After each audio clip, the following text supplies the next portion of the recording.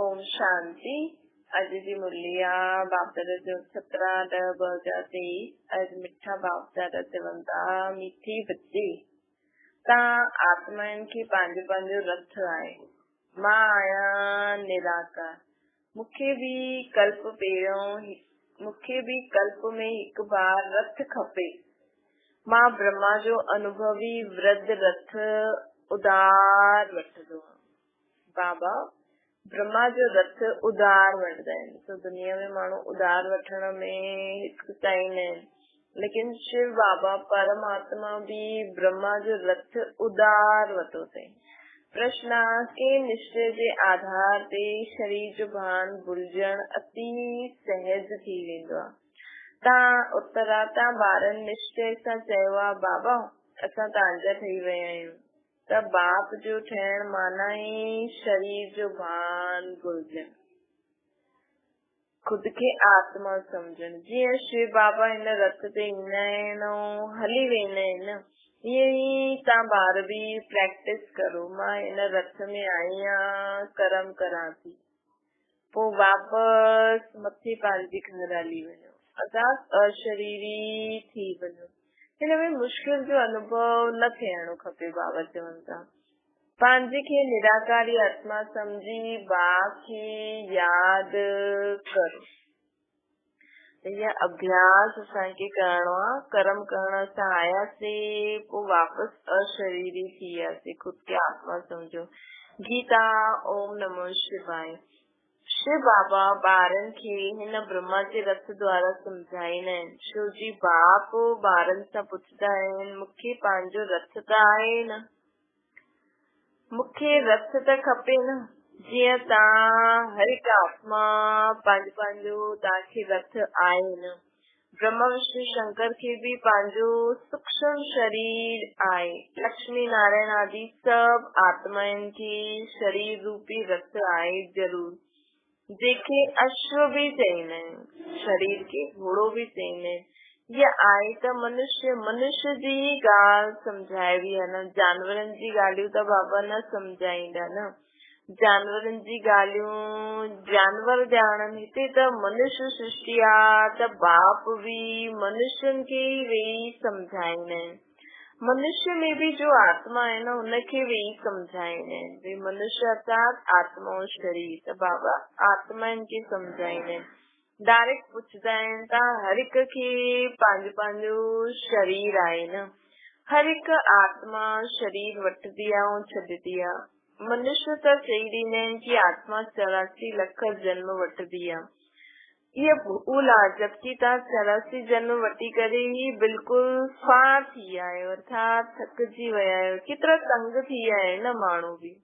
त 84 लख जन्म, 84 लख जन्मनि जी त ॻाल्हि ई न आहे। ये त मनुष्य गपोड़ा मारदा आहिनि। त बाप सम्झाईंदा आहिनि त आत्माउनि खे पंहिंजो रथ आहे न।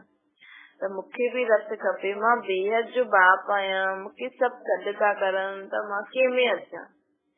त मूंखे भी अचणो त आहे सही। त मां मनुष्य तन में ही त अची करे तव्हां सभिनि सां ॻाल्हाईंदमि न। ॻाईंदा भी आहिनि पतित पावन ज्ञान जो सागर।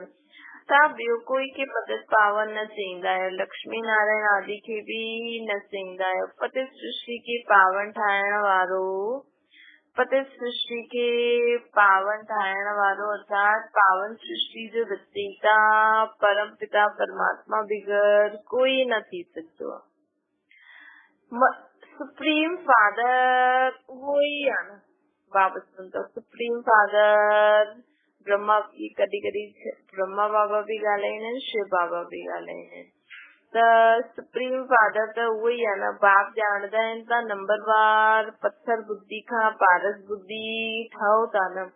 ॿाहिरां वारा मनुष्य इहे न ॼाणदा। जो बाप सम्झाईंदा आहिनि मूंखे भी जरूर रथ खपे, मूंखे पतित पावन त जरूर पतित दुनिया में अचणो पए न। मां पतित पावन आहियां त मां पतित दुनिया में अची करे पावन ठाहींदमि न। पावन दुनिया में अची करे छा कंदमि? प्लेग जी बीमारी हूंदी आहे त डॉक्टर खे प्लेगिन वटि अचणो पवंदो आहे न। त बाप चईंदा आहिनि तव्हां में 5 विकारनि जी बीमारी आहे। विकारन जी भी बीमारियां और ये जो कमजोरियां व्यर्थ संकल्प बाबा व्यर्थ संकल्प की भी बीमारी से है ना। और जो भी असांजो पुराणो स्वभाव संस्कार आए ये भी त बीमारियों है ना। मनुष्य तो दुख ॾियण वारा आहिनि। इन पंज विकारनि सां त बिल्कुल ही पतित थी वेंदा आहियो न।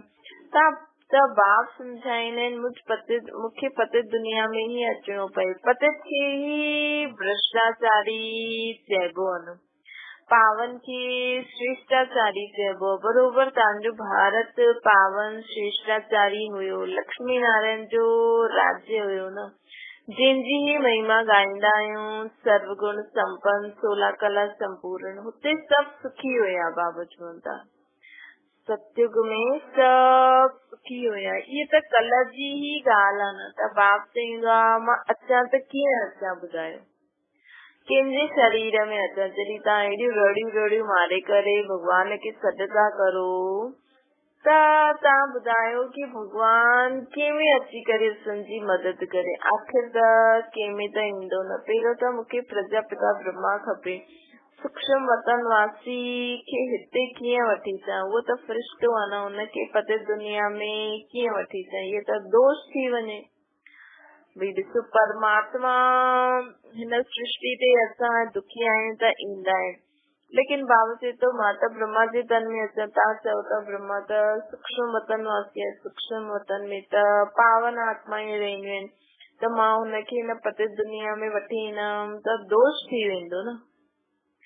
त इहे ॻाल्हियूं असांखे सिखणियूं खपनि कि कहिड़ी बि पावन आत्मा कहिड़ी बि सुठी आत्मा कि असां कुझु उल्टो सुल्टो कमु चऊं त इहे बि दोष थी वञे। भॻवान चए थो चईंदा आहिनि मां छा गुनाह कयो। बाप ॾाढी रमणी ॻाल्हियूं सम्झाईंदा आहिनि। सम्झदा उहा जो बाप जो ठहिया हूंदा।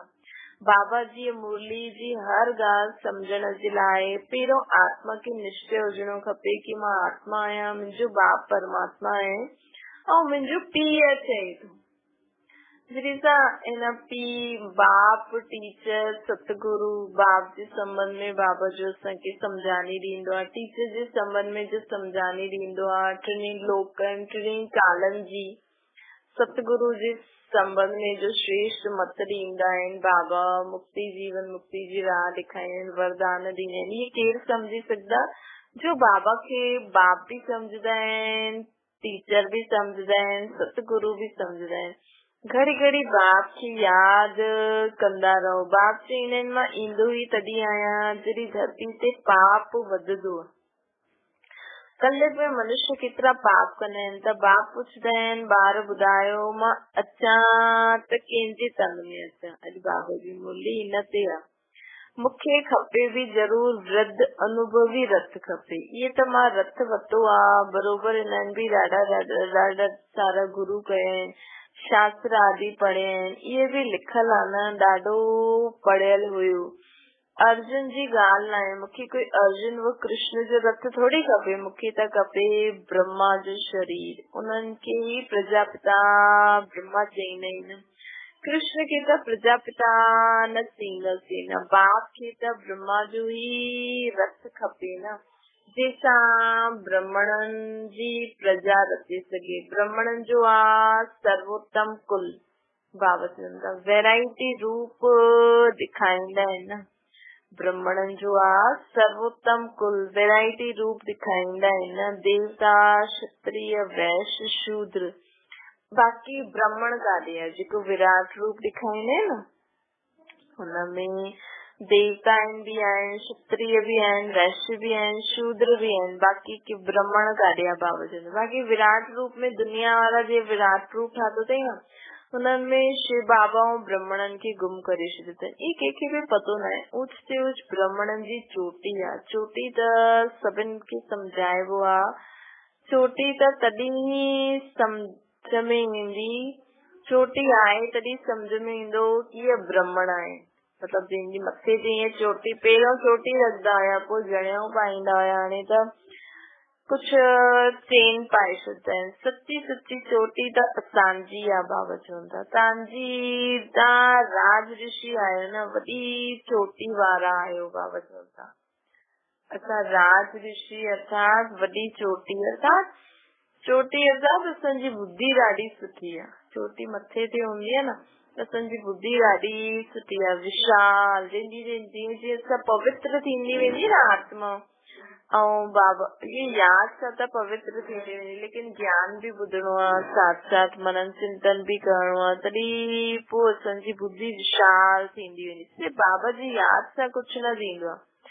बाबा जी यादि सां असांजी आत्मा पावन थींदी आहे, लेकिन सम्झ बि त खपे, मत बि त खपे, विशाल बुद्धि बि त खपे न, सुठी बुद्धि में सम्झ बि त खपे। सिर्फ़ु असां बाबा खे यादि कंदा रहूं, कोई ॻाल्हि अचे असांखे सम्झ ई न हुजे त हालांकि बाबा जी यादि सां बाबा मदद त कंदा आहिनि, लेकिन सम्झ जरूरी आहे न।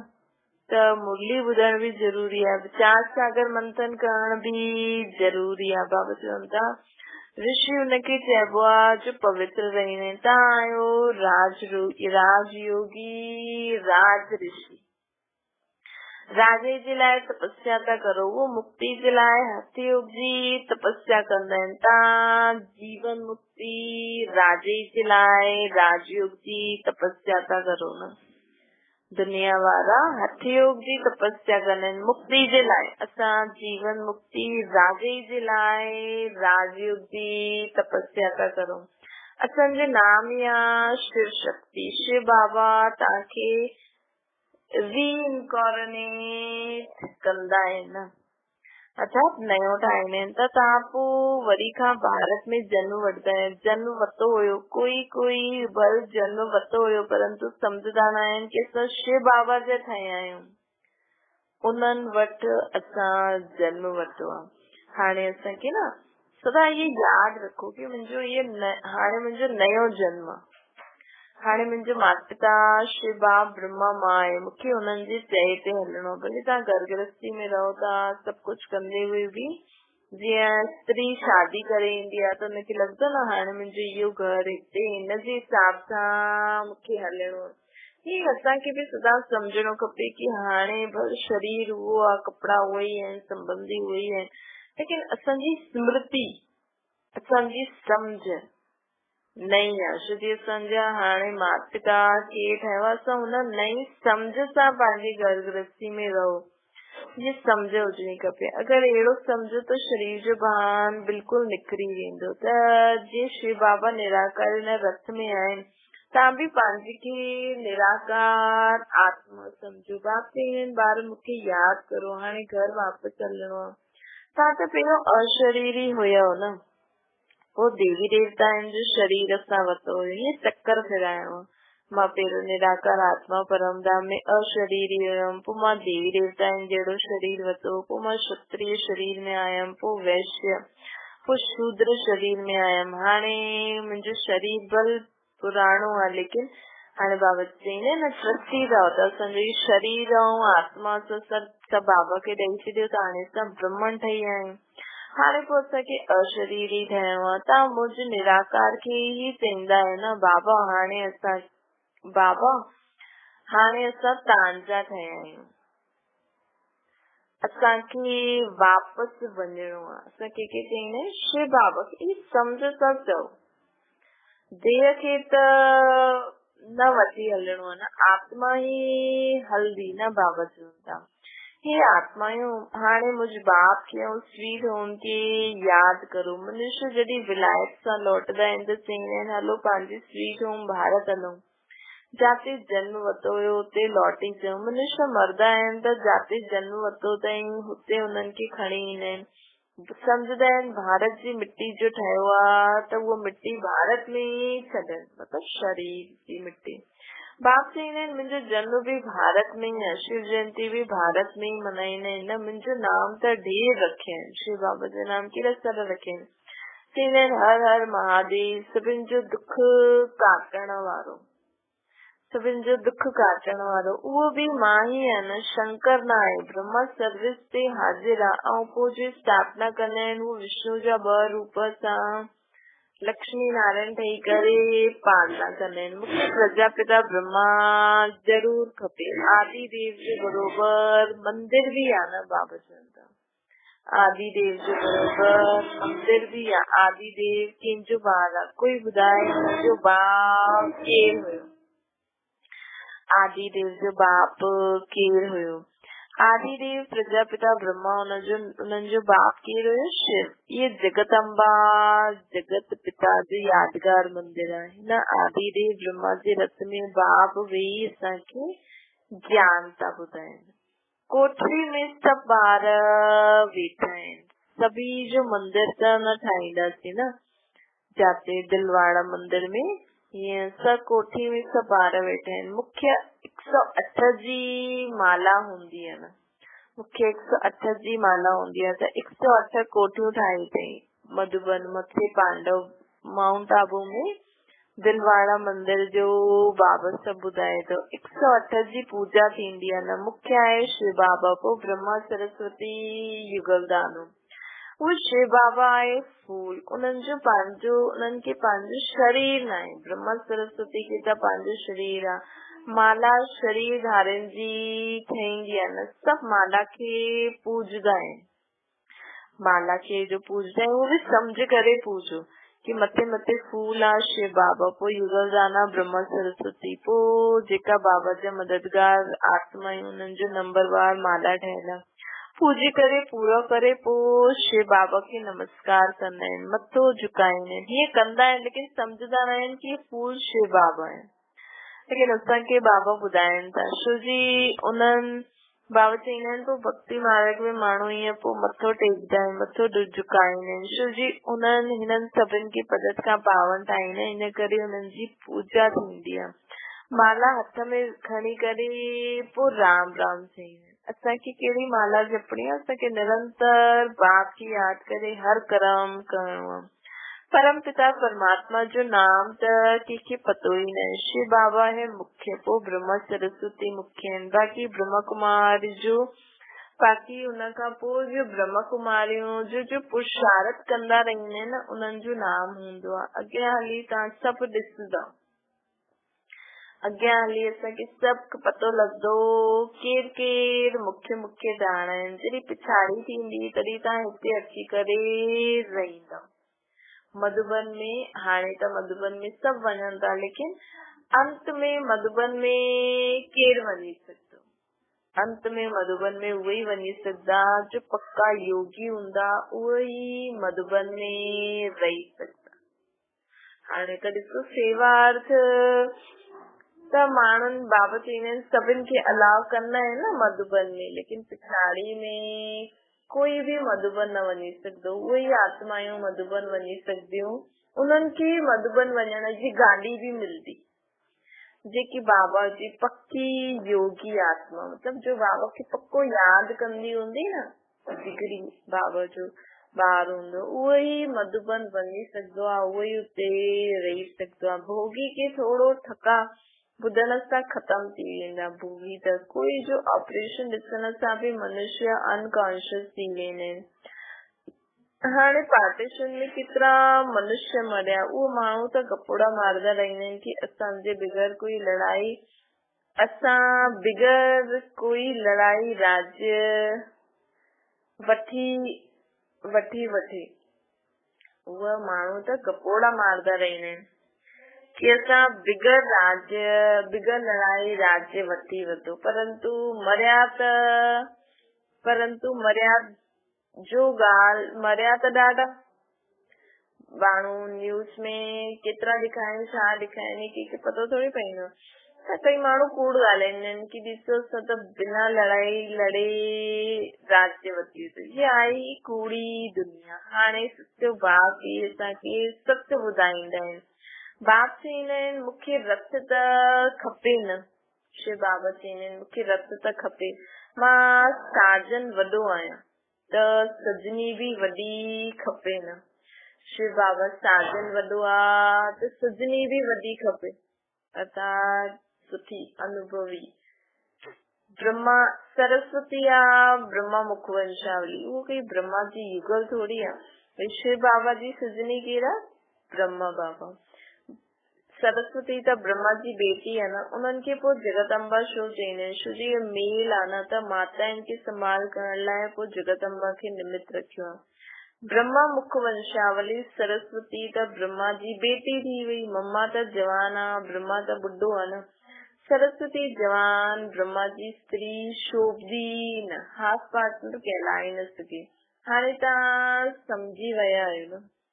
त बाप चईंदा आहिनि मूंखे हिन ब्रह्मा जो शरीर लोन वठिणो पए। हाणे वरी बाबा चवनि था कि मूंखे त हिन जो शरीर लोन वठिणो पए। उधार ते वरितो आहे न।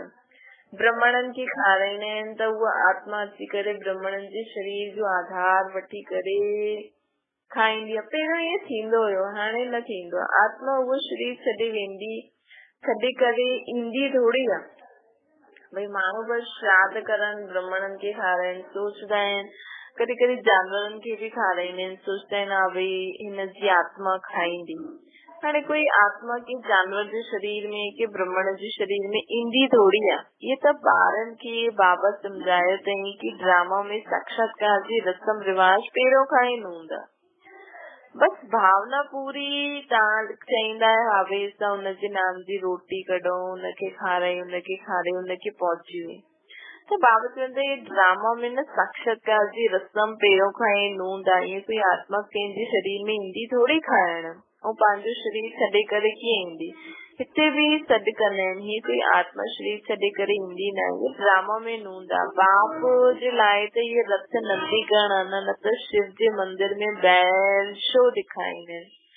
सूक्ष्म वतन में शंकर वटि वञी करे बैल काथां खां आयो न, सूक्ष्म वतन में काथां खां बैल ईंदो। हुते त आई ब्रह्मा विष्णु शंकर, इहे युगल ॾेखारींदा आहिनि न। बाबा चईंदा आहिनि ये युगल दिखाईंदा आहिनि, प्रवृत्ति मार्ग दिखाईंदा आहिनि न। बाक़ी हुते जानवर आदि काथां आयो। मनुष्य जी बुद्धि कुछ भी कम न कंदी आहे, जो आयो सो चईंदा रहंदा आहिनि, जेके waste of time, waste of energy चईंदा आहिनि। तव्हां चईंदा असां त पावन देवता हुयासीं, पोइ पुनर्जन्म वठदे वठदे असां पुजारी ठहियासीं।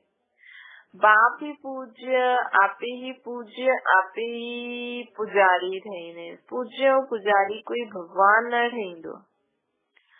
ये त मनुष्य आत्मा थींदी आहे न, उन्हनि खे थोरी चलाकी जन्म वठणा पवनि। माया मनुष्य खे बिल्कुलु ई पत्थर बुद्धि ठाहे ॾींदी आहे। असां हम सो जो अर्थ ये न आहे कि असां आत्मा सो परमात्मा, हम सो ब्रह्मण सो देवता ठहींदा आहियूं, पुनर्जन्म वठंदा आहियूं। केतिरी सुठी सम्झानी बाबा जे अंदर। तो बाबा जी ॻाल्हियुनि में असां रमण कंदा रहूं। कोई भी परेशानी अचे, बाबा जा हर ॻाल्हि जो उत्तर असांखे ॾींदा आहिनि त केॾो मज़ो अचे। बाबा चईंदा आहिनि केतिरी सुठी सम्झानी मां तव्हांखे ॾियां थो। बाप चईंदा आहिनि मां इन में प्रवेश कयो आहे न, इन्हनि ॾाढा गुरु कया आहिनि, शास्त्र पढ़िया आहिनि, जन्म बि पूरा 84 वरिता अथनि ब्रह्मा बाबा। इहे न ॼाणदा आहिनि कि असां इहे बि पहिरियों न ॼाणदा हुया। असां तव्हांखे हिननि सहित ॿुधायूं था, ब्रह्मा खे बि ॿुधाइनि था न। बाबा सदैव भी तो सवारी न रही सकती है न। शिव बाबा ब्रह्मा बाबा जे शरीर में सदैव थोड़ी रही सकते हैं। ब्रह्मा मुख वंशावली ब्राह्मणन के बुतलाईंदे मूंखे रथ खपे न। बाबा वरी था चवनि मुंहिंजा ॿार यादि कंदा आहियो, मां ईंदो आहियां, मूंखे त सर्विस करणी आहे। त श्री श्री शिव बाबा जी मथे भारत पावन ठही वेंदा आहिनि। नरकवासी खे श्री श्री जो टाइटल ॾियण रॉन्ग आहे। अॻियां श्री नाम न हुयो, हाणे त सभिनि जे अॻियां श्री श्री लॻाए छॾींदा आहिनि। श्री अर्थात श्रेष्ठ ठाहे छॾींदा आहिनि। श्री श्री त हिकु शिव बाबा ई आहे, ऐं श्रेष्ठ त स्वर्ग में ई हूंदा।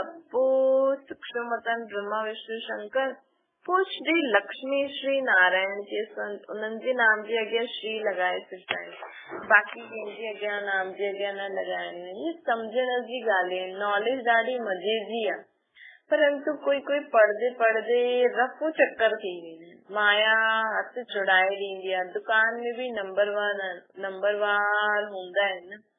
वॾी दुकान में ज़रूर वॾा सेल्समैन हूंदा। नंढे में कम नंढे में घटि हूंदा, मतलब वॾी दुकान ते ज्यादा सुठी सुठी आत्मायूं हूंदियूं बाबा जी, ऐं नंढी नंढी दुकाननि ते मतलब नंढा नंढा सेंटर जो गीता पाठशाला आहिनि उते नंढी नंढी आत्मायूं मतलब थोड़ी शक्ति वारी आत्मायूं हूंदी, त वॾी दुकान ते वञणो खपे जाते महारथी आहिनि। इन करे न भले तव्हां गीता पाठशाला या नंढे सेंटर में ज्ञान ॿुधाए, लेकिन हिकु नियम ठाहियो, हफ़्ते में हिकु बार 2 बार मेन सेंटर ते जरूर वञणो खपे, वॾे सेंटर ते। बाबा चवनि था कि वॾी दुकान अर्थात बाबा जे वॾे वॾे सेंटरनि में जरूर वञणो खपे जाते महारथी रहंदा आहिनि। छो जी हुतां जेकी भी आत्मायूं निमित हूंदियूं आहिनि उन्हनि में कुछ विशेषता हूंदी, तॾहिं त उते वॾी सेंटर में वॾी दीदी ठही करे वेठी आहे न।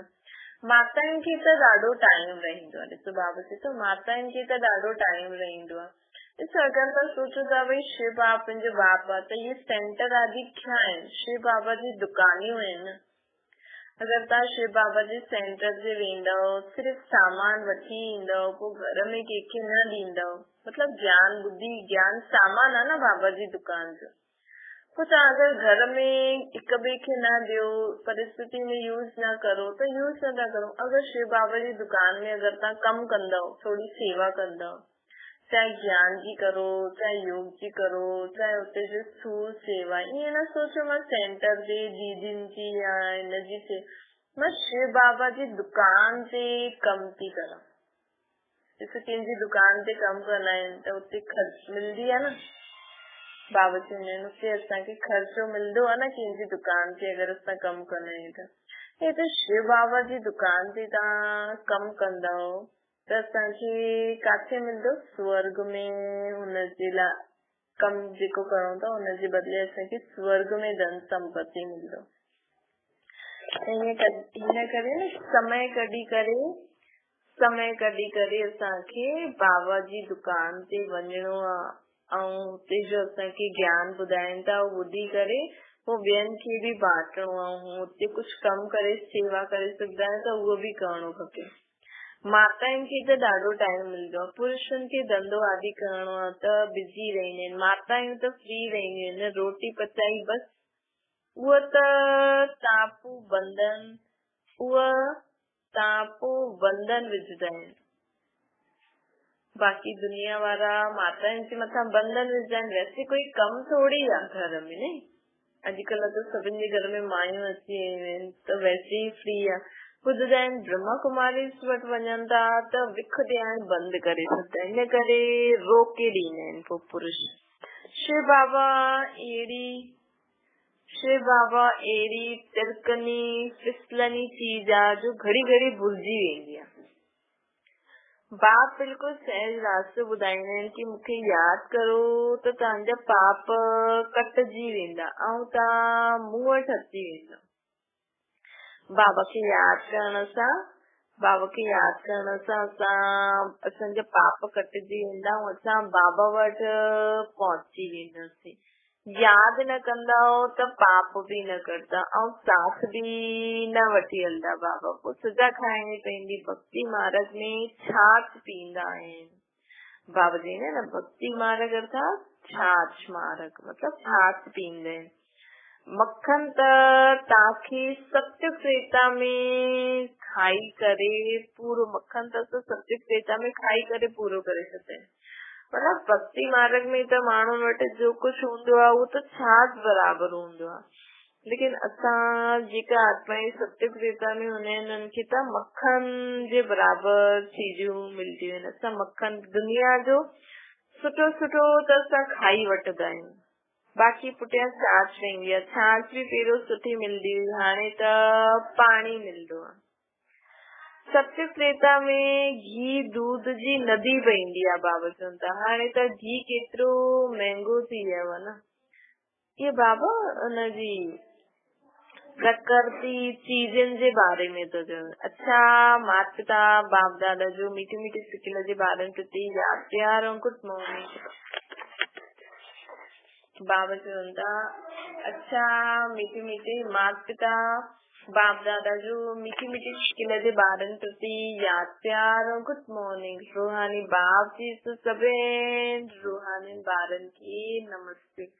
असांजी भी रूहानी माता पिता बाप दादा की यादि प्यार गुड मॉर्निंग और नमस्ते। धारणा जे लाइ मुख्य सार राज ऋषि ठही तपस्या करणी आहे।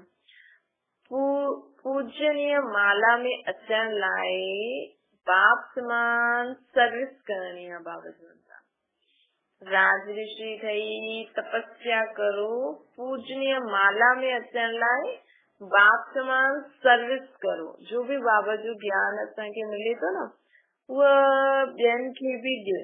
इहो सर्विस करणु थियो, चाहे मन सां ॾियो, तन सां ॾियो या कहिड़े बि रीति ॾियो। पंहिंजी चहिरे चाल चलन द्वारा बि असां ॿियनि खे ॾाढो कुझु ॾेई सघंदा आहियूं। पक्को पक्को योगी ठहणो आहे। बाबा चवनि था अगरि मुख सां नथा ॾेई सघो त बाबा जी यादि में रही मनन चिंतन कंदासीं त उहो वाइब्रेशन फैलंदा आहिनि। ॿियो आहे नॉलेज ॾाढी मज़े जी आहे, इन करे रमणीकता सां पढ़णो आहे, मुंझणो न आहे। बाबा चवनि था वरदान वैरायटी अनुभूतियुनि द्वारा सदा उमंग उत्साह सां भरपूर रहण वारा विघ्न जीत ठहो। बाबा चवनि था वैरायटी अनुभूतियुनि द्वारा सदा उमंग उत्साह सां भरपूर रहण वारा विघ्न जीत ठहो।